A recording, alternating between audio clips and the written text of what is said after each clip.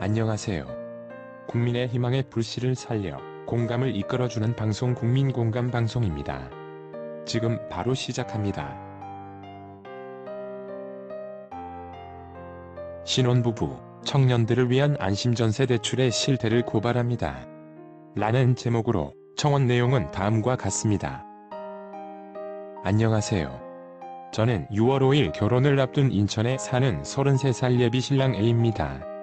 저는 6개월 전 안심전세 대출이라는 제도를 통해 신혼집을 구했으나 현재는 허그주택도시보증공사, 은행, 부동산, 임대인의 잘못으로 당장 이번 주 결혼식을 하자마자 길거리로 내쫓기게 됐습니다.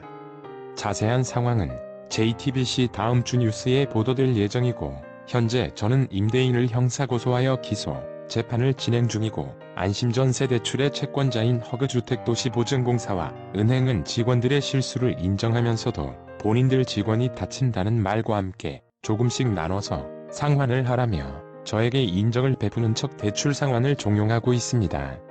사건의 개요. 저는 결혼을 앞두고 6개월 전 신혼집을 구하기 위해 지인에게 의뢰하면 좀 더 안전하게 계약할 수 있다는 생각을 하여 부동산에서 일하는 지인에게 연락을 하였습니다.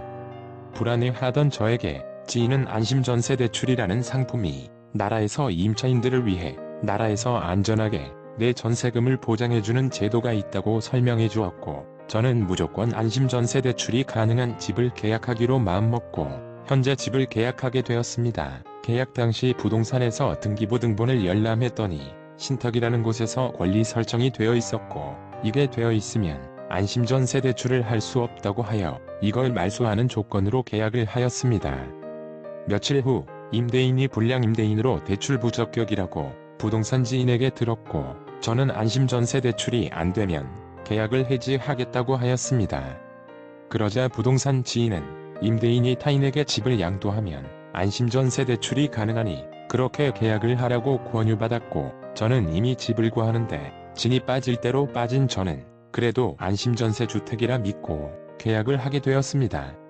새로운 임대인과 계약을 다시 하고 나서 보증서 발급이 정상적으로 되었고, 이삿날 아침 은행에서 새로 체결한 임대인에게 입금이 되었다고 저한테 연락이 왔고, 저는 부동산 중개인에게 이 부분을 전달한 후 이사를 하였습니다.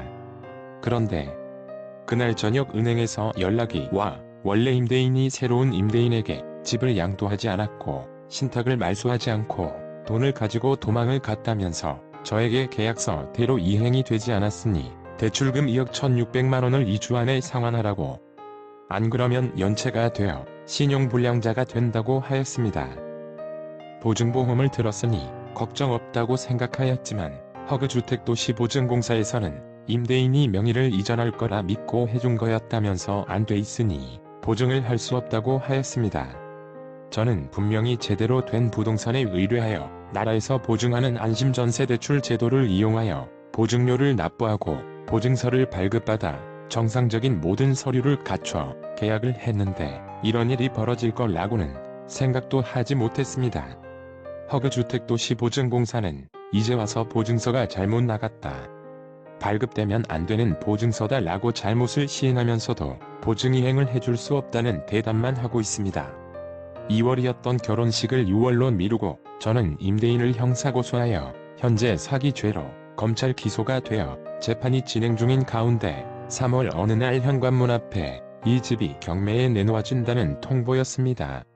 그나마 살고 있던 집에서 마저 쫓겨나 길거리에 나앉게 생긴 것입니다. 저는 이제 한 달 안에 이 집에서 쫓겨나야 하는 신세가 되었습니다. 대통령님이 2018년 7월 5일날 발표하신 신혼부부 및 청년 주거대책 발표문에 신혼부부와 한부모 가족, 청년들이 안심하고 내일을 설계하고 미래를 꿈 수 있도록 정부가 모든 지원을 아끼지 않겠습니다. 지자체와 지역사회도 함께할 것입니다. 라고 말씀하셨던 기사를 보았습니다. 정부에서 추진한 안심전세 대출이 과연 안심할 수 있는 대출인지, 보증서를 발급하는 동안 모든 행정을 본인들이 처리해놓고 이제 와서 계약대로 이행되는지 제가 체크를 안 했다고 하는 이 어처구니없는 공권력에 여러분의 도움이 절실히 필요합니다. 부동산값 폭등으로 대출이 아니고서는 신혼집, 자취집을 구하기가 힘든 시기에 부동산을 접하지 못했던 많은 젊은 청년들이 이 같은 일을 겪지 않으리라고 누가 장담할 수 있겠습니까? 저는 한 가정의 가장이 되려고 열심히 살았습니다. 누구보다 열심히 살았다고 자부할 수 있습니다. 하지만 이제 자신이 없습니다. 이런 상황에서 아무것도 할 수 없는 제가 너무 원망스럽습니다. 청년 신혼부부들의 피 같은 돈을 지켜주겠다는 나라의 제도에 너무 허술하고 무책임한 업무 처리에 피해자가 더 생기지 않길 바랄 뿐입니다.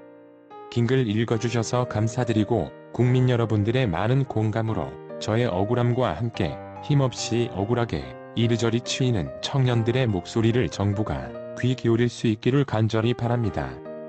이렇게 내용이 마무리되며 정부에게 답변을 요구하고 있습니다. 글 공유해드리는 시점인 현재 청원 동의 인원은 836명입니다.